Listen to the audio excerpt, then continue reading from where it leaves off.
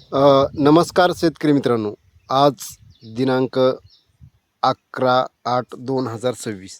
तर तुमच्यासमोर दिसतं हे ती गवत आहे, पण गवतावर आपण तणनाशक मारलेलं आहे. आणि आवेखोडूमध्ये शेतकऱ्यांना सांगायचं आहे की आवेखोडूमध्ये तणनाशक चालतं, पण काळजी घेणं गरजेचं आहे. ज्या दिशेने वारं वाहतं आहे त्या दिशेने आपल्याला फवारा घेऊन जायचा नाही, त्याच्या विरुद्ध दिशेने आपण फवारा घेऊन जाऊ शकतो. आणि झाडाच्या साईडला आपण कमीत कमी 1.5 ते 2 फुटापर्यंत अंतर ठेवून त्याच्यामध्ये तणनाशक मारू शकतो.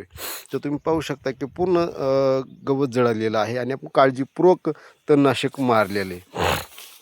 तुम्ही पाहू शकताय 2-3 दिवसापूर्वी तणनाशक मारलेलं आहे आणि शेतात आल्याच्या नंतर वाटलं की शेतकऱ्यांना सुद्धा आपण एक व्हिडिओच्या माध्यमातून सांगावं.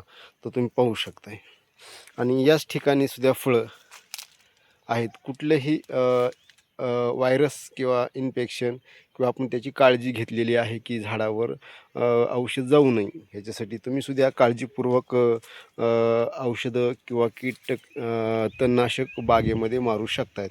त्याचबरोबर कुठली तणनाशकं मारावा याच्यासाठी सुद्धा तुम्ही मला माझ्याशी कॉन्टॅक्ट करू शकतात. तर माझा मोबाईल क्रमांक आहे 78 75 18 50 32. धन्यवाद. जय जवान जय किसान.